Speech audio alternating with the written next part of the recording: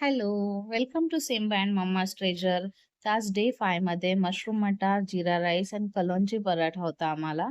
तर त्यासाठी आधी मी वाटण तयार केलं. त्याच्यामध्ये तेलामध्ये कांदा, लसूण, टोमॅटो छान फ्राय करून घेतलं. त्याला पेस्ट केली. नंतर त्याच पॅनमध्ये सर्व खडे मसाले टाकून त्यात ते मसाला ॲड केला. त्यानंतर धना जिरा पावडर, हळद आणि लाल तिखट ॲड केलं आणि फ्रेश हिरवे वाटाणे आणि मशरूम ॲड करून गरम पाणी ॲड केलं. त्यानंतर मीठ टाकलं आणि झाकण ठेवून बाजूला शिजायला ठेवलं.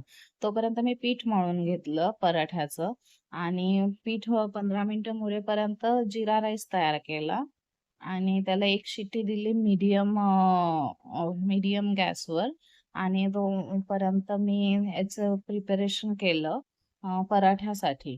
आणि भात झाला की नाही मी चेक करत होती. ते एकदम परफेक्ट शिजला होता. पाणी नाही राहिलं आणि मऊ लुसलुशीत झाला. आणि तोपर्यंत 10-15 मिनिटं झाली होती, तर भाजी पण शिजली. वाटाणे नरम झाले होते. तर कोथिंबीर ॲड करून बाजूला ठेवलं आणि हे पराठ्याचे मी 2 प्रकार करून दाखवले आहेत. तर त्यासाठी मी लच्छा पराठा ट्राय करायला बघत होती.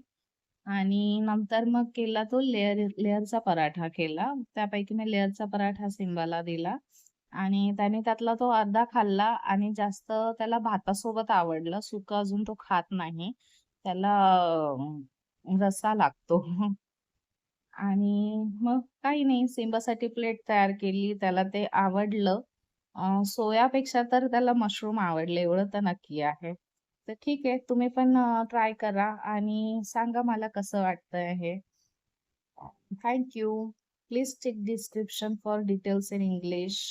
बाय.